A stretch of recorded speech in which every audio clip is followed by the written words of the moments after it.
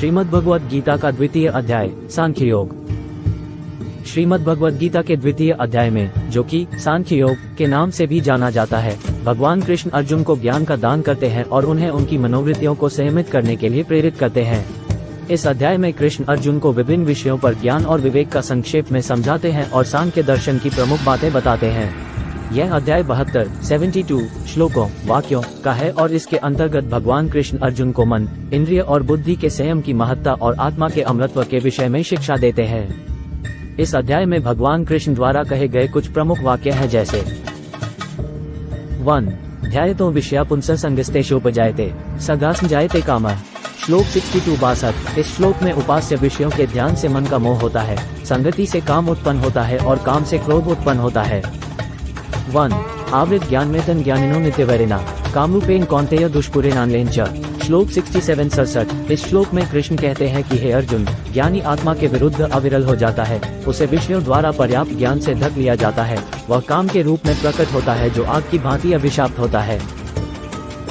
इस रूप में श्रीमद् भगवद गीता के द्वितीय अध्याय अर्जुन को आत्मज्ञान की महत्ता और मन, इंद्रिय और बुद्धि के संयम की आवश्यकता को समझाने का प्रयास करता है।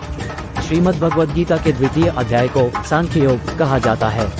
संजय बोले, उसी तरह अर्जुन, जिस प्रकार वह भगवान मधुसूदन श्रद्धालु द्वारा प्रेषित हुए और शोक से भरी हुई आंखों वाले तुझे देख रहे थे, उसी तरह वह बोल उठे। भगवान श्री कृष्ण बोले, हे पार्थ, इस विपरीत परिस्थिति में तू ऐसा कुछ कैसे सोच रहा है, जिसके कारण तुझे यह हरियों द्वारा प्राप्त योग्य लोक प्राप्ति कर धर्म को प्राप्त नहीं हो सकता, जो इतनी प्रशंसा का कारण बनता है। तू ऐसे अनार्य और नीच कर्मों को भी स्वर्गीय और प्रसिद्धि करने वाला धर्म मान रहा है। हे परंतप, तू कायरता को अपना आदि धर्म न बनाए, छोटे से हृदय, कमजोरता को त्याग देकर खड़ा हो जा। अर्जुन बोले, हे माधव, मैं किस प्रकार युद्ध में भीष्म और द्रोण को मारकर खड़ा हो जाऊंगा? हे जीतने वाले, मैं किस प्रकार उनके बाणों का उत्तरण करता हुआ खड़ा रहूंगा? इसलिए हे भगवान मधुसूदन, तू मुझे इसकी युक्ति बता। हे अवतारी श्री कृष्ण, गुरुओं को मारकर इस जगत में सुखभोग के लिए इच्छुक मनुष्य ब्राह्मणों को उपहार स्वरूप नादी वस्त्रों को भी तुमने ही स्वीकार किया है।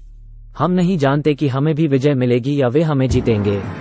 यदि हम उन्हें मारकर भी जीवित रहना चाहें, तो धृतराष्ट्र के पुत्र हमें प्रमुख स्थान पर खड़ा हो जाएंगे। हे धनुष वाले अर्जुन,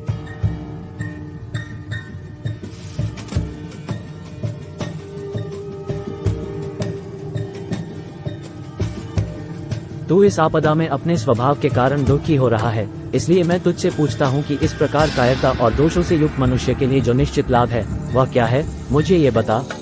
हे शिष्य, मैं तुझे धर्म के विषय में मोहित और समझदार मानकर पूछ रहा हूँ। वीडियो अच्छा लगा तो प्लीज लाइक सब्सक्राइब करें, जिससे हमें मोटिवेशन, प्रेरणा मिलेगा। धन्यवाद।